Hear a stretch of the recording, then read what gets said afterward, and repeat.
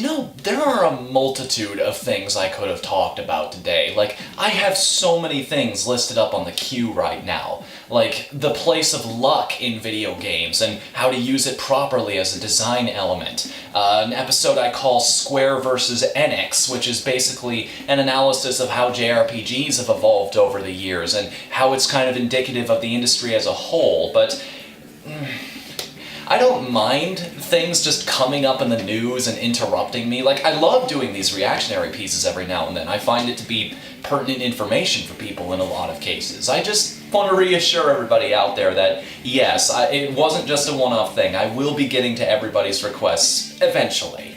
Just for now, please enjoy something that I think is going to become very important very, very quickly for a lot of people, especially if you're watching this video in the place it was intended to be viewed. So, enjoy.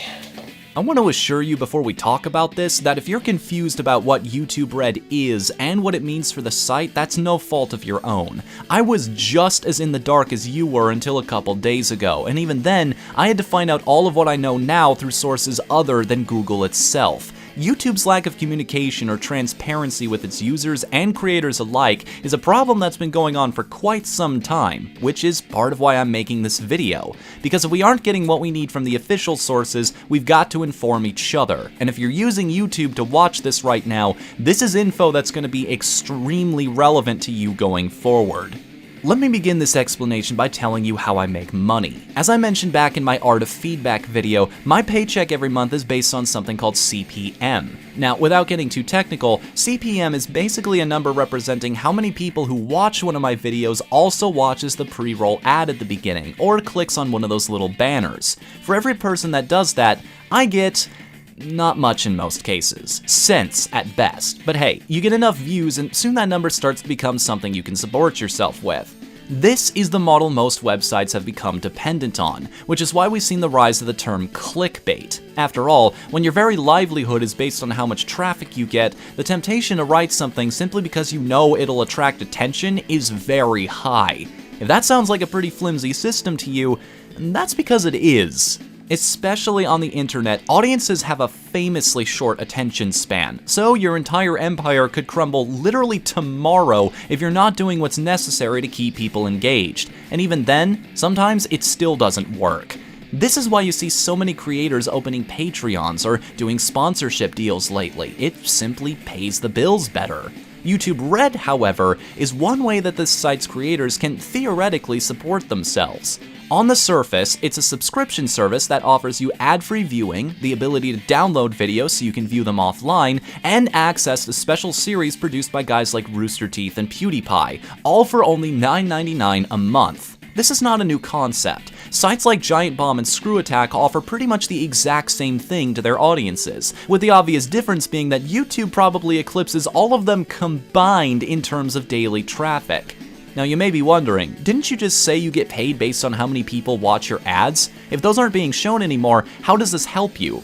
That's because, as I understand it, the potential revenue I could have gotten from those ads is now being replaced by a cut of that $9.99. Here's an example. If you're signed up for YouTube Red and you watch nothing but my content, God forbid, then I'll get pretty much all of that. Now realistically, YouTube itself is probably going to take a sizable cut from every single one of those $10 amounts, but even if it's a 50-50 split, that's still $5 a month per user that's going directly to me. Even if I'm one of 5 different people you watch regularly, that's still kicking the ass of the money I was getting off of ad revenue, by a long shot.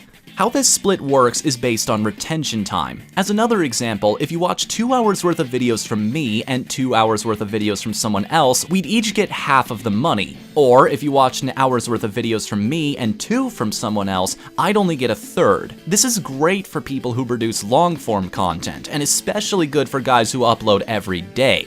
This even means that channels who don't put ads on their videos to begin with could potentially start to turn a profit. However, there are a couple problems with expecting people to pay for this service, and they should all be pretty obvious. For starters, if you're tired of ads, why not just use AdBlock? It's free after all, and pretty much every browser has a version of it.